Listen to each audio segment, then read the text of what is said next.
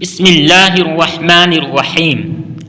السلام علیکم ورحمۃ اللہ وبرکاتہ۔ معزز ناظرین کرام، اللہ کے ذات سے امید قوی ہے کہ آپ حضرات خیر و عافیت سے ہوں گے۔ آج کی اس ویڈیو میں ایک صحابی رسول کا مختصر تعارف کیا جائے گا جس کا نام حضرت عبیدہ بن الحارث رضی اللہ تعالی عنہ ہے۔ یہ قبیلہ قریش کے مطلبی شاخ سے تعلق رکھتے تھے۔ کنیت ابو الحارث اور لقب شیخ المہاجرین ملا تھا۔ خاندان عبد المطلب میں سے آپ کو قدیم الاسلام ہونے کا شرف حاصل ہوا تھا۔ آپ نبی کریم صلی اللہ علیہ وسلم کے دار التبلیغ دار ارقم کے افتتاح کرنے سے پہلے ہی دولت اسلام سے فیض یاب ہو چکے تھے۔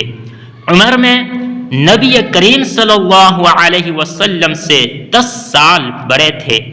جب ہجرت کا حکم ملا تو اپنے بھائیوں اور مصطح بن اساسہ رضی اللہ تعالی عنہ کے ساتھ مدینہ منورہ پہنچے اور عبداللہ بن سلمہ عجلانی رضی اللہ تعالی عنہ کے یہاں قیام کیا۔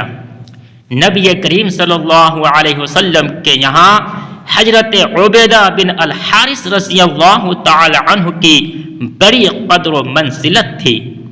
غزوہ بدر میں جن صحابہ کرام رضوان اللہ علیہم اجمعین نے اپنی جانیں ناموس رسالت پر نچھاور کی، ان میں حضرت عبیدہ بن الحارث رضی اللہ تعالی عنہ نے سب سے پہلے اپنی جان کا نذرانہ پیش کر کے شہادت کا بلند مرتبہ حاصل کیا اور اللہ اور اس کے رسول صلی اللہ علیہ وسلم کی نگاہ میں سرخرو ہو گئے۔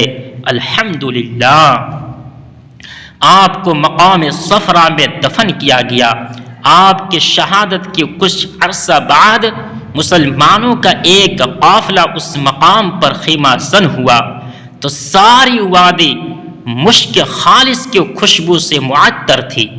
صحابہ کرام رضوان اللہ علیہم اجمعین نے عرض کیا، یا رسول اللہ صلی اللہ علیہ وسلم، اس مقام پر مشک کی خوشبو کہاں سے آ رہی ہے؟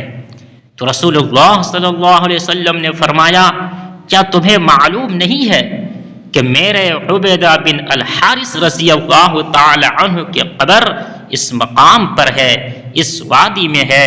اللہ اکبر۔ اللہ تبارک و تعالی ہم تمام مسلمانوں کو سنت رسول اللہ صلی اللہ علیہ وسلم کے مطابق زندگی گزارنے کی توفیق نصیب فرمائے۔